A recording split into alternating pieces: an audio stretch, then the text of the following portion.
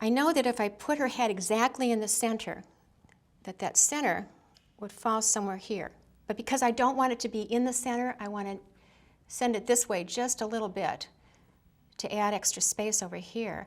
I'm going to say, let's have this area become the center line of the subject. To determine the center line, I use my measuring tool sideways and find what's halfway across the silhouette on Margaret. And I see that point as the inside corner on the eye on our right. So I know that that corner will sit somewhere along this line.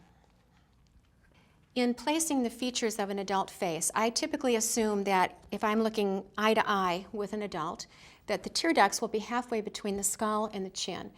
Different hairstyles can change that measurement factor, but I like to make that assumption and then test it by actually measuring what I see. And in this case, I'm measuring chin to tear duct, and then tear duct to the top of the head, and I can see I've got an extra, 5–10% of space at the top. So it's just slightly below halfway.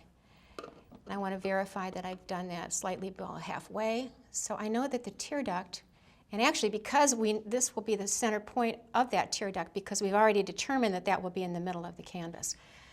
I'm going to put these non-growth lines over here. People have a tendency to allow their heads to grow as they paint. I've never seen anyone shrink. And it may not be important for this particular painting or some particular image that you're working on, but it becomes very important to discipline yourself to maintain the head size that you originally determined. It's critical if you have more than one subject in the painting or if you have architectural elements or other pictorial devices in the painting that rely on the scale to make them convincing. So it's good to discipline yourself right away and every time to do that correctly.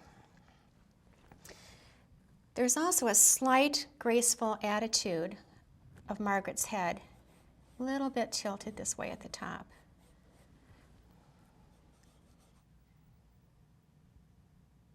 I'm going to look now at subdividing this space using the same measurement concept I just did for the whole head size, finding what's halfway between the tear duct and the chin, and that's about halfway between the upper lip and the base of the nose. So estimate that the base of the nose sits somewhere along this axis.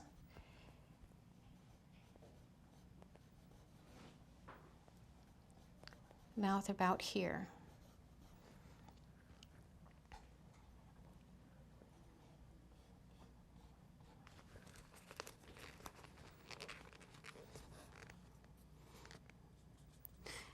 Getting a likeness is something that can be readily learned with good training and a lot of practice. It's not magic, it's just being patient, being careful, measuring and double checking, and being willing to correct things that are wrong along the way. I want to look at where the hairline is as well. I'm measuring where the bangs begin relative to the tear duct and the top of the silhouette, and they're just a little bit above halfway. So if that's halfway, I'm going to estimate the bangs coming in right about there. I want also to establish some parameters for the size of the face, the skin that I can see, measuring through the tear ducts, and then comparing that to something else I've already measured. That's very similar to the distance between the base of the nose and the top of the head. So I'm going to say, we'll assume that's about the same.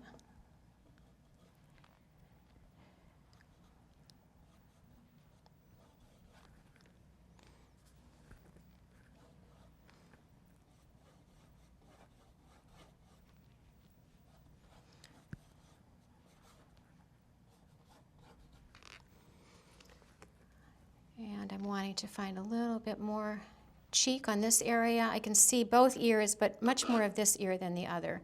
And so that will always help me reorient where I place the features. I want also to be sure that I have a sense of where the neck is, how wide it is, and how it connects with the body. I see that the neck is starting about here. It's an angle similar to here. So I'll make that nice graceful line here. Then finding an area where the scarf will find itself after some period of time. There are some things that will always change during your model's breaks. Hair often changes, hands and clothing. And so you just want to make a decision at some point how you're going to paint them, and then just commit to it and let it go. And don't try to continue to change small errors or small changes in the clothing, etc. That will happen clearly with the scarf. I'm looking now at placing the ear, and I see it about even with the bottom of the nose, and the hair comes in right about where the tear ducts are. And then on the same side, you want to make sure that the ears line up.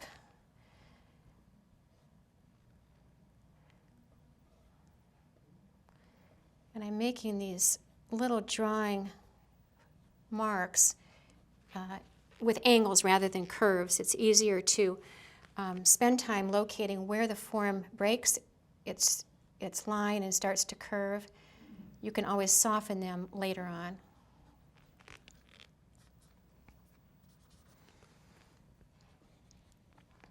There's an area here where the hair is really lost into the background, and that provides a wonderful opportunity for lost edges.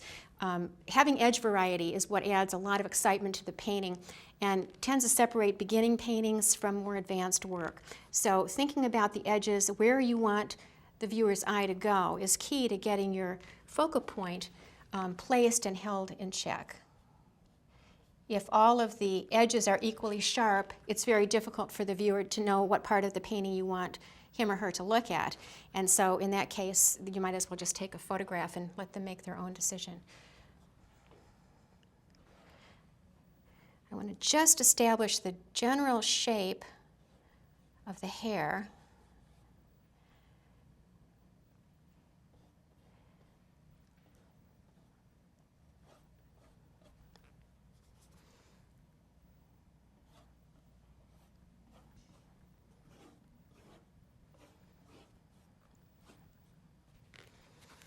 And then I have a sense of the placement of the head, and it feels comfortable to me. If I decided that it was too far to the right or too far to the left, this is the time to move it. Otherwise, you end up working the whole time to try to occupy this distance, which was too great to begin with.